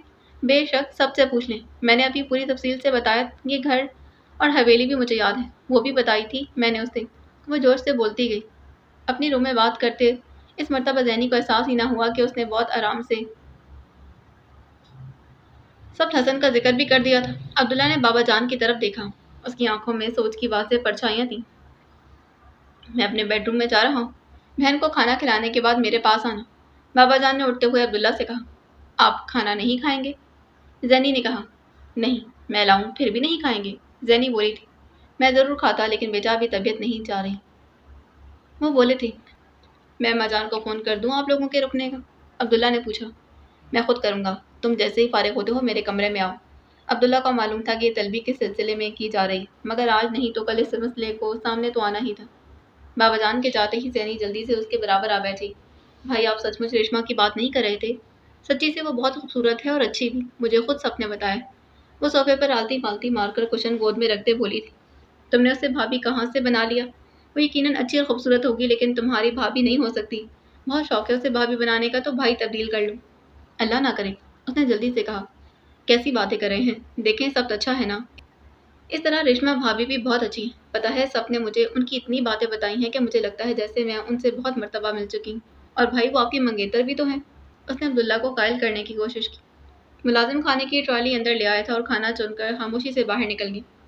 یہ باتیں تمہاری چھوٹی سی عقل میں نہیں آئیں گی، اس لیے تم اپنا دماغ خرچ مت کرو، بلکہ کھانا کھاؤ، عبداللہ بولا تھا۔ پتہ ہے بھائی کیا ہوا؟ آج بابا جان اچانک آ گئے تھے مجھے لینے کے لیے۔ اس نے چاول پلیٹ میں ڈالے۔ پھر بہت مسئلہ ہو گیا نا، وہاں سب بھی تھا، ہم اس وقت انڈوں کا حلوہ بنانے کی کوشش کر رہے تھے، اتنا ہنگامہ برپا تھا گھر میں جب بابا جان آئے۔ اف اللہ، کیا بتاؤں اس وقت میرا کیا حال ہوا۔ بابا جان نے ہمیں کچھ نہیں کہا لیکن ان کا رویہ میں کبھی نہیں بھولوں گی۔ مجھے تو لگ ہی نہیں رہا تھا کہ میرے بابا جان ہی ہیں، اتنی سرد مہری تھی ان کے رویے میں۔ اگر وہ مجھے ڈانٹ دیتے تب بھی مجھے اتنا محسوس نہ ہوتا جتنا ان کے سرد قسم کے رویے سے ہوا تھا۔ میں نے بتایا تھا تمہیں کہ یہ سب تو ہوگا، تمہیں برداشت کا حوصلہ نہیں ہے، اسی لیے کہتا ہوں کہ اب بھی کچھ نہیں بگڑا، سب تمہارا کزن ہے، دوست ہے، بس دوستی رہنے دو اور باقی قصے کو ختم کر دو۔ میں جانتا ہوں نا تمہیں، جن رویوں کا تمہیں سامنا کرنا پڑے گا وہ تم بالکل برداشت نہ کر سکو۔ عبداللہ نے سمجھانے والے انداز میں کہا۔ زینی نے کھانا ادھورا چھوڑ کر پلیٹ ٹرالی میں رکھ دی۔ آپ تو چاہتے ہی یہی ہیں، مجھ میں حوصلہ بہت ہے، میں سب کچھ برداشت کر لوں گی آپ سے، اسی لیے کہتی کہ سب کچھ کیا آپ میرے بھائی، لیکن آپ کو بھی میرا خیال نہیں۔ اس کی آواز بھرا گئی تھی۔ میں کچھ اور کہتا ہوں، تم کچھ اور سمجھتی۔ چلو جلدی سے کھانا کھاؤ، میں نہ دیکھوں کہ چاول کا ایک بھی دانہ پلیٹ میں بچا۔ اس نے خاموشی سے پلیٹ اٹھائی اور چاول کھانے شروع کر دی۔ اور اب یہ اپنا موڈ بھی ٹھیک کرو، میری سمجھ میں نہیں آتا کتنا رو کیسے لیتی ہو تم، کتنا بڑا سمندر چھپایا ہوا ہے آنکھوں میں، ختم ہونے کا نام ہی نہیں لیتا۔ عبداللہ نے کہا تھا، میرا موڈ ٹھیک نہیں ہو سکتا۔ کیوں، اب کیا ہوا؟ پتہ ہے بھائی کیا ہوا، وہاں ڈرائنگ روم میں بابا جان بیٹھے ہوئے تھے نا، اس لیے میں اپنی تصویر نہیں لا سکی۔ دل بہت چاہ رہا تھا کہ اسے اتار لاؤں لیکن بس سوچتی رہ گئی۔ مجھے ڈر تھا کہ کہیں بابا جان مائنڈ نہ کرے، میرا دل نہیں چاہتا کہ کوئی مجھ سے ناراض ہو، اور خاص کر کے آپ کو اور بابا جان کو تو میں بالکل ناراض نہیں دیکھ سکتی۔ ویسے ناراض تو میں اماں جان اور گڑیا کو بھی ہوتے نہیں دیکھ سکتی۔ سب سے اچھا سبت ہے، وہ ناراض ہوتا ہی نہیں ہے مجھ سے، آج تک ایک منٹ کو بھی ناراض نہیں ہوں۔ باقی سب کب ناراض ہوتے ہیں تم سے؟ اماں جان اور گڑیا تو نہیں ہوتی، بابا جان تو آج ہی ناراض ہو گئے تھے، میرا تو قسم سے دل ڈوبنے لگا۔ وہ بولی تھی، اور میں بھی تو کبھی تم سے ناراض نہیں ہوا۔ عبداللہ نے کہا، واہ، اتنی جلدی بھول گئے، اتنا سخت ڈانٹا تھا آپ نے مجھے ایک دفعہ، وہاں سب بھی تھا، یاد نہیں آپ کو؟ اچھا بابا، اگر ڈانٹا تھا تو اس کے لیے معافی دے دو، اب کھانا ختم کر لیا ہے تو جا کر سو جاؤ، یہ ساتھ والا بیڈ روم ہے تمہارا۔ وہ تو میں چلی جاتی ہوں، لیکن بابا جان نے آپ کو کیوں بلایا؟ مجھے کیا پتا، یہ تو ان کے پاس جا کر ہی معلوم ہوگا نا۔ عبداللہ نے بات ٹالنا چاہی، اگر انہوں نے سب کے متعلق کچھ پوچھا پھر؟ جب یہ معاملہ تم نے میرے ہاتھ میں دے دیا ہے تو بے فکر ہو جاؤ اس کی طرف سے اور پھر جا کر سو جاؤ۔ وہ تو ٹھیک ہے لیکن بابا جان کھانا کیوں نہیں کھا رہے؟ اسے دوسرا خیال آیا تھا۔ بتایا تو تھا انہوں نے کہ ان کا دل نہیں جا رہا، لیکن مس جارج کہتی تھی کہ رات کو کچھ نہ کچھ کھانا چاہیے۔ وہ زبردستی ہمیں کھانا کھلایا کرتی تھی۔ زینی نے کہا تو تم زبردستی بابا جان کو کچھ کھلا دو لیکن میرے سر سے ٹلو۔ مجھے بابا جان سے بات کرنے اور پھر سونا بھی ہے، صبح کالج جانا بہت ضروری ہے میرا۔ اچھا تو پھر آپ جائیں۔ وہ اٹھ کھڑی ہوئی۔ عبداللہ بابا جان کے خوابگاہ میں داخل ہوا تو صوفے پر بیٹھے سگار پیتے کسی سوچ میں گم تھے۔ آپ نے یاد کیا تھا؟ اس نے کہا۔ بیٹھو۔ انہوں نے ایک صوفے کی طرف اشارہ کیا، پھر قدرے توقف سے بولے تھے۔ جانتے ہو نا کیوں بلایا ہے میں نے تمہیں؟ اندازہ ہے، وہ بولا تھا۔ تم نے سب حسن کا تذکرہ مجھ سے کیوں نہیں کیا؟ فی الحال میں نے اس کی ضرورت نہیں سمجھی تھی۔ ایک تو ابھی دونوں کم عمر ہیں اور پھر میں دونوں کو ہی کچھ وقت دینا چاہتا تھا۔ ضروری نہیں کہ جو محسوسات ان کے آج ہیں کل یا پھر سال بھر بعد بھی وہی ہوں۔ وقت گزرنے کے ساتھ ساتھ بہت کچھ تبدیل ہو جاتا ہے۔ ابھی دونوں کو دنیا میں بہت کچھ سیکھنا ہے۔ بہت کم بھی لگا لیں تو کم از کم 6 سال تو لگیں گے ان کی شادیاں وغیرہ طے کرنے میں۔ تب تک نہ جانے حالات کیا ہوں۔ یہ بھی ممکن ہے کہ اتنے سال گزرنے کے بعد وہ اتنے قریب نہ رہیں جتنے آج کل ہیں۔ عبداللہ نے کہا یہ سب مفروضات ہیں اور ہر بات کے برابر چانسز ہیں۔ تم جانتے ہو کہ زینی چاہتی ہے وہ ہرگز ممکن نہیں۔ میں اپنی بیٹی کو کسی جہنم میں نہیں دھکیل سکتا۔ یہی سب کرنا ہوتا تو امداد میں کیا برائی تھی؟ مجھے اپنے بچوں کو اپنے اور ماں سے دور کرنے کی کیا ضرورت تھی؟ آپ سب سے مل لیں، وہ بہت مختلف لڑکا ہے اور مجھے یقین ہے کہ امداد سے کہیں زیادہ بہتر ہے۔ عبداللہ نے کہا بھول جاؤ کہ وہ کتنا اچھا ہے، وہاں زینی کی شادی ممکن نہیں۔ نو وے۔ انہوں نے سگار ایشٹرے میں رکھ دیا تھا۔ میں آپ سے تفصیل سے بات کروں گا اس سلسلے میں، لیکن میرا مشورہ ہے کہ ابھی اس مسئلے کو نہ چھیڑیں۔ تفصیل سے بات کرنے کی کوئی گنجائش ہی نہیں، انہوں نے فیصلہ کن انداز میں کہا۔ آج کل گڑیا اور زینی کے لیے بہت اچھے پرپوزل آئے ہوئے ہیں اور میں سنجیدگی سے ان کے متعلق سوچ رہا ہوں، لیکن دونوں بھی بہت چھوٹی ہیں بابا جان اور ان کی تعلیم بھی نامکمل ہے۔ عبداللہ نے کہا میری اور تمہاری نظر میں وہ چھوٹی ہی رہیں گی۔ تم جانتے ہو کہ تمہاری اماں جان کتنی پریشان رہتی ہیں، ہر وقت تم لوگوں کی طرف سے پریشان رہتی ہیں۔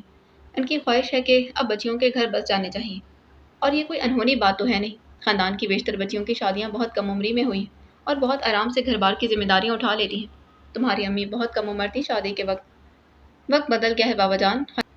خاندان کی باقی عورتیں اسی لیے خوش ہیں کہ انہوں نے ایک خاص قسم کی طرز زندگی کو اپنا مقصد سمجھ کر قبول کر لیا، اور اماں جان اس کے لیے اپنے گھر میں خوش ہیں کہ کیونکہ انہیں آپ جیسا لائف پارٹنر ملا ہے۔ مسئلہ یہ ہے بابا جان کہ آپ نے اپنی اولاد کی پرورش جدید دور کے مطابق کی ہے، ان کے ذہنوں کو پالش کیا ہے، آزادی رائے کی اجازت دی ہے انہیں۔ ہم سب آپ سے ہر بات ڈسکس کر لیتے ہیں۔ ہم آپ کا احترام اسی لیے کرتے ہیں کہ ہمیں آپ سے محبت ہے، صرف اس لیے نہیں کہ والدین کا احترام کرنا چاہیے۔ جب آپ نے یہ سب ہمیں خود سکھایا ہے تو آپ کا تمام تر احترام ملحوظ رکھتے ہوئے ہم اپنے ذہنوں میں بھرنے والے سوال آپ سے ضرور پوچھیں گے۔ آپ نے سکھایا کہ سوال کرو، کسی بات کو محض اسی لیے قبول کر لو گے وہ کسی بزرگ نے کہی، بلکہ اسے پرکھو۔ اب آپ بتائیں بابا جان کہ جب زینی آپ سے سوال کرے گی تو آپ کس طرح اسے مطمئن کریں گے؟ یہ جو پروپوزل آئے ہیں ہر لحاظ سے اچھے ہیں۔ تمہاری اماں جان کی پھوپھی ذات بہن کے بیٹے ہیں دونوں، ایک سول سرونٹ ہے GMG میں اور دوسرا بھی باہر سے MBA کر کے آیا ہے۔ پڑھی لکھی فیملی ہے، گڑیا اور زینی ایڈجسٹ کر لیں گی۔ میں لڑکوں سے بھی ملا ہوں، بہت اچھے ہیں دونوں، آج کل کے لڑکوں کی طرح کھلنڈرے اور لاؤبالی نہیں ہے۔ میں اس میں کوئی حرج نہیں سمجھتا کہ زینی اور گڑیا ان سے مل لیں، مجھے یقین ہے کہ وہ دونوں بھی بہت خوش رہیں گی۔ بابا جان نے کہا آپ کو اتنا یقین کیسے ہے؟ بابا جان خوش رہنے کے لیے صرف یہ ضروری نہیں ہوتا کہ لڑکا ویل اسٹیبلش ہو۔ گڑیا کے متعلق میں کچھ نہیں کہہ سکتا، لیکن مجھے یقین ہے کہ زینی کبھی خوش نہ رہ سکے گی۔ آپ کا کیا خیال ہے کہ میں اپنی بہنوں کی طرف سے بے خبر ہوں؟ میری اس معاملے پر سبت اور زینی دونوں سے بہت تفصیل سے بات ہوئی ہے، اور ایک بار نہیں بلکہ بار بار ہوئی ہے۔ آپ نے ایک مرتبہ گھر میں دونوں کو ہلا گلا کرتے دیکھ لیا تو یہ سمجھے کہ سب کھلنڈرا اور لاؤبالی ہے۔ عمر کی جس حد میں سبت ہے اصولاً اس عمر میں اسے لاؤبالی ہونا چاہیے، لیکن وہ ہے نہیں۔ وہ بہت میچور اور اسٹینڈ لینے والا لڑکا ہے۔ آپ سے ملنے سے پہلے اس کے بارے میں کوئی اندازہ قائم مت کریں، کیونکہ آپ کا اندازہ ٹھیک نہیں ہوگا۔ تم زینی کی کسی حماقت میں اس کا ساتھ دے سکتے ہو، لیکن میں اس کی پوری زندگی تباہ نہیں کر سکتا۔ تم نے جو کچھ سبت کے لیے کہا ہے میں اسے بھی مان چکا، لیکن وہ اچھا ہے، میچور ہے، اسٹینڈ لے سکتا ہے۔ پھر بھی وہاں زینی کی شادی نہیں ہو سکتی۔ میں بڑی حویلی اور اس کے مکینوں کے مزاج کو جانتا ہوں۔ زینی کے لیے وہ ماحول مناسب نہیں۔ بابا جان کا انداز حتمی تھا۔ صبح عبداللہ کالج آیا تو تھکا تھکا سا تھا، اور وہ مہبانوں کے قریب کھڑی اس سے پوچھ رہی تھی کہ کالج پر عبداللہ سے ملاقات کیسے رہی؟ بہت ڈپریسڈ ہوں ماں، ماہبانو نے کہا۔ کیوں؟ کیا پھر اس سے بات نہ کر سکی؟ اس نے پوچھا تھا۔ نہیں، اس کی نگاہ سامنے سے آتے عبداللہ پر پڑی۔ بعد میں بتاؤں گی، وہ آ رہا ہے۔ وہ پلاسٹر آف پیرس کی طرف متوجہ ہو گئی۔ خیر تو ہے عبداللہ، تھکے تھکے لگ رہے۔ عمر نے اس سے پوچھا۔ کیا خیر ہونی ہے؟ کل ساری رات بابا جان کو قائل کرنے کی کوشش میں لگا رہا، لیکن وہ قائل ہونے پر بالکل تیار نہیں۔ کس سلسلے میں؟ اس نے پوچھا تھا۔ پرسنل مسئلہ ہے، میری چھوٹی بہن ہے زینب، اس کے متعلق وہ بولا تھا۔ ماں نے سر گھما کر اس کی طرف دیکھا۔ نہیں مانے تمہارے بابا؟ ابھی تو نہیں مانے، لیکن میں منوا لوں گا۔ میں آخری لمحے تک جنگ لڑنے کا قائل ہوں، ہتھیار نہیں ڈالا کرتا۔ ہر چیز غلط ہو جاتی ہے، جو نہیں ہونا چاہیے وہ ہو جاتا ہے، جو ہونا چاہیے وہ نہیں ہوتا، وہ بولی تھی۔ کیا ہونا چاہیے؟ کیا پتا، وہ دوبارہ اپنے کام کی طرف متوجہ ہو گئی۔ اب تمہارا گاؤں جانے کا ارادہ ہے؟ ماں نے اس سے پوچھا۔ بہت مشکل ہے لیکن جانا پڑے گا، آگے تھیسس بھی آ رہا ہے اور خاندان کے اتنے بکھیڑے، سیٹل بھی مجھے ہی کرنا پڑتا ہے سب کچھ۔ واقعی تمہارے لیے تو مشکل ہوگا، تھیسس تو بہت ٹف ہوتا ہے، ماں نے کہا، پھر ماہبانوں کی طرف متوجہ ہو۔ تمہارا ارادہ ہے گاؤں جانے کا؟ پتہ نہیں، ویسے ماں زبردستی ہر گرمیوں کی چھٹیوں میں لے جاتی ہیں اپنے ساتھ، وہ بولی تھی۔ تمہارا بھی تو ریشما سے ملے بغیر گزارا نہیں ہوتا۔ میں نے چیزل اور ہتھوڑی ایک طرف رکھ دی۔ ماہبانوں نے کنکھیوں سے عبداللہ کی طرف دیکھا۔ وہ نظر چرا کر پھر اپنے کام کی طرف متوجہ ہو گئی۔ تمہارے بابا جان یہی ہیں یا پھر گاؤں چلے گئے؟ عمر نے پوچھا تھا۔ آج صبح ہی بابا جان اور زینی گاؤں کے لیے نکل گئے۔ تم نے انہیں بتایا نہیں کہ سبت حسن نے تمہیں مطمئن کر دیا؟ ماں بانو نے کہا۔ ایک لیول پر وہ بھی زینی کی طرح ہی اپنی بات منوانے کی کوشش کر رہے ہیں۔ وہ بولا، چلو حکیم چلنا ہے۔ ایڈی نے ان کے قریب آ کر کہا۔ تم دونوں چلو گی؟ عبداللہ نے پوچھا۔ کیسے نہیں چلیں گی یہ دونوں؟ ویسے بھی انہوں نے کون سا مائیکل اینجلو یا پھر ڈوناٹلو بننا ہے، ایڈی نے کہا تھا۔ وہ چاروں میوزیم کی طرف چل پڑے۔ لیکن عبداللہ انہوں نے کوئی دلیل تو دی ہوگی، کوئی ٹھوس بات تو کی ہوگی۔ مہبانوں کا ذہن ابھی تک زینی کے مسئلے میں الجھا ہوا تھا۔ ان کا کہنا ہے کہ کوئی بھی اپنے خونی رشتوں کو مکمل طور پر نہیں چھوڑ سکتا۔ سب کو اندازہ ہی نہیں ہے کہ یہ کہنے اور کرنے میں کیا فرق ہے، اور بابا جان کا خیال ہے کہ ان کے درمیان یہ انڈرسٹینڈنگ صرف وقتی بات ہے، تھوڑی دیر کا ابال ہے، خود ہی ختم ہو جائے گا، عبداللہ نے کہا۔ وہ چاروں کرسیوں پر بیٹھ گئے۔ ایڈی کولڈ ڈرنک لانے خود ہی چلا گیا تھا۔ تھوڑی دیر کا ابال؟ مہبانوں کے انداز میں تلخی تھی۔ ہاں، وہ یہ کہہ سکتے ہیں۔ مردوں کی زندگی میں یقیناً یہ تھوڑی دیر کا ہی ابال ہوتا ہے، اور تمہارے بابا جان بھی مرد بن کر سوچ رہے ہیں۔ ضروری نہیں کہ عورت بھی ایسی سچویشن میں خود کو ایڈجسٹ کر سکے۔ عبداللہ نے گہری نظروں سے اس کی طرف دیکھا۔ وہ مضطرب تھی، پریشان تھی، لیکن خود کو نارمل ظاہر کرنے کی کوشش کر رہی تھی۔ تم اپنے بابا جان سے کہنا عبداللہ، جو بھی کہنا ہو تم خود ان سے کہہ دینا۔ عبداللہ نے مہبانوں کی بات کاٹی۔ اسے احساس ہو گیا کہ وہ جو بھی کہنے والی تھی اس کا تعلق کسی ماضی کی کڑی سے تھا۔ میری بات میں وہ وزن تو نہیں ہو سکتا جو تمہاری بات میں ہو سکتا ہے۔ مجھے یقین ہے کہ یہ بات سن کر وہ اپنی ضد چھوڑ دیں گے۔ ماں بانو نے کہا۔ نہیں بانو، جو بات بھی تم بتانا چاہتی ہو وہ انہی سے کرنا۔ میں اپنے انداز سے فائٹ کروں گا، دلیل سے، منطق سے، ماضی کے کسی حوالے سے نہیں۔ میں اس بارے میں نہ سننا چاہتا ہوں اور نہ جاننا چاہتا ہوں۔ اس کا انداز فیصلہ کن تھا۔ لیکن میں ان سے کیسے بات کر سکتی؟ اس نے الجھتے ہوئے کہا۔ تمہارا گاؤں میں آنا جانا لگا رہتا ہے، بابا جان بھی یہاں آتے رہتے، کسی بھی وقت ان سے کوئی بھی بات کر سکتی۔ میرے لیے مشکل ہوگا ان سے کچھ کہنا، اور پھر میں کس حیثیت سے ان سے کچھ بات کروں گی؟ تمہارے خاندانی معاملات میں کیسے مداخلت کر سکتی ہوں؟ یہ حق میرے پاس نہیں۔ تمہیں پورا حق ہے ہمارے خاندانی معاملات میں اپنی رائے دینے کا، کیونکہ یہ حق میں نے تمہیں دیا ہے، اور یہ حق کسی اور لڑکی کے پاس نہیں، عبداللہ نے کہا۔ ماں بانو پہلے ٹینشن میں مبتلا تھی۔ عبداللہ کی بات سن کر پہلے سے زیادہ ٹینس ہو گئی۔ ماں بے یقینی سے پہلے عبداللہ اور پھر ماں بانو کی طرف دیکھنے لگی۔ ایڈی کے ہونٹوں پر مسکراہٹ پھیل گئی۔ عبداللہ نے ایسے ظاہر کیا جیسے اس نے کسی کا رد عمل دیکھا ہی نہیں، اور میل بروک کی ٹبیا سے سگریٹ نکال کر سلگانے لگا تھا۔ میں چلتی ہوں، میرا بہت کام پڑا ہے۔ ماں بانو نے بیگ کندھے پر ڈال لی۔ تم کیوں چلتی ہو؟ میں چلا جاتا ہوں، عبداللہ نے کہا۔ میں نے اس لیے نہیں کہا، میرا واقعی بہت کام رہتا ہے۔ اس نے جلدی سے اپنی صفائی پیش کی۔ جب تم یہاں آ رہی تھی تب تو تمہارا کام رہتا تھا نا؟ ایڈی نے اسے دوستانہ انداز میں ڈپٹا تھا۔ مہبانوں نے خاموشی سے بیگ واپس کرسی پر لٹکا دیا۔ باتوں کے دوران وہ دونوں ڈرنکس پیتی رہی، اور پھر عبداللہ اور ایڈی چائے سے لطف اندوز ہوتے رہے۔ مہبانوں خاصی غائب دماغی کے عالم میں وہاں بیٹھی ہوئی تھی۔ اس کا ذہن ریشما، اپنی اور عبداللہ کی مثلث میں لٹکا ہوا تھا۔ کبھی اس کی سوچ زینی اور سب کی طرف مڑ جاتی۔ تم کہاں غائب ہو؟ ایڈی نے مہبانوں کی آنکھوں کے سامنے ہاتھ لہرایا۔ نہیں نہیں نہیں، تم سب کی باتیں سن رہی تھی۔ وہ چونک گئی۔ لگتا تو نہیں ہے، لیکن چلو مان لیتے ہیں، اس نے کہا۔ ماں چلو ہاسٹل چلتے ہیں، مہبانوں نے اچانک کہا۔ चलो नेहा से भी पूछ लेते हैं। उमा उठ खड़ी हुई। नेहा को भी साथ लेकर वो हॉस्टल चली गई। तुम्हें अचानक यहाँ आने का ख्याल कैसे आ गया? उमा ने बैग बिस्तर पर रख दिया और फिर खुद भी वहीं आलती पालती मार कर बैठ गई। मैं तुमसे बात करना चाहती थी, लेकिन वहाँ कॉलेज में मौका नहीं मिल रहा था। स्टूडियो में भी अब्दुल्ला करीब ही होता है। वो करीब ना हो तो कोई और सर पर सवार हो जाता है। महाबानों ने गुस्से उतार कर पाँव ऊपर कर लिए थे।